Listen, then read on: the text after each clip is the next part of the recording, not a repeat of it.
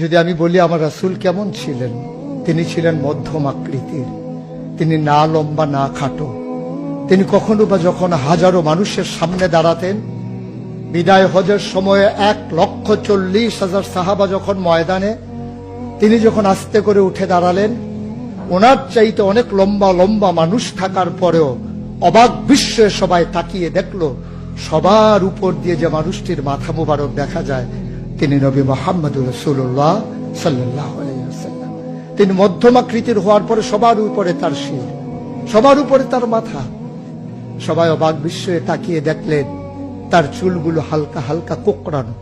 তিনি কখনো বা যখন চুলের ভিতরে তৈল দিয়ে আছড়াতেন, অবাক বিস্ময়ে মানুষ তাকিয়ে দেখতেন, মনে হতো চুলের মাঝে যেন মৃদুমন্দ ঢেউ দেখা যায়।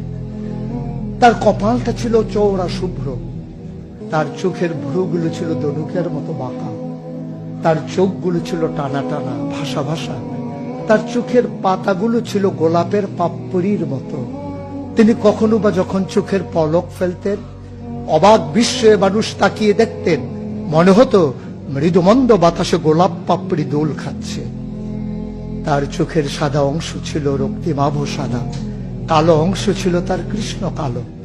তার ঠোঁটগুলো ছিল গোলাপি রঙের, তার নাকটা ছিল খাড়া, ছিদ্রগুলো ছিল ছোট ছোট, নাকের নিচে ঠোঁটের উপরে ছিল চিকন সরু গোঁফ।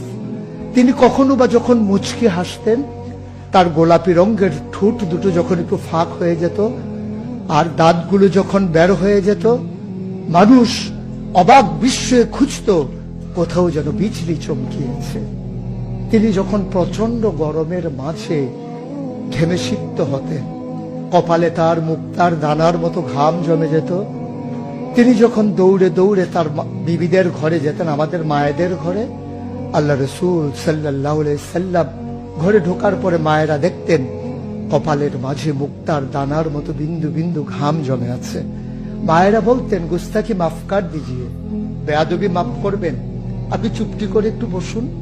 নবীকে বসিয়ে ওরা ছোট্ট শিশি খুঁজে বের করতেন, অতি যত্নে পরম আদরে তার কপালের ঘামগুলো তারা শিশির ভিতরে ভরে মুখ বন্ধ করে রেখে দিতেন।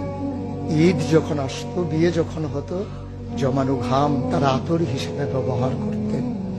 এ নবী তো সে নবী, হেঁটে গেছেন 1 মাস আগে রাত পথ ধরে, যাওয়ার পরে তিনি তো চলেই গেছেন।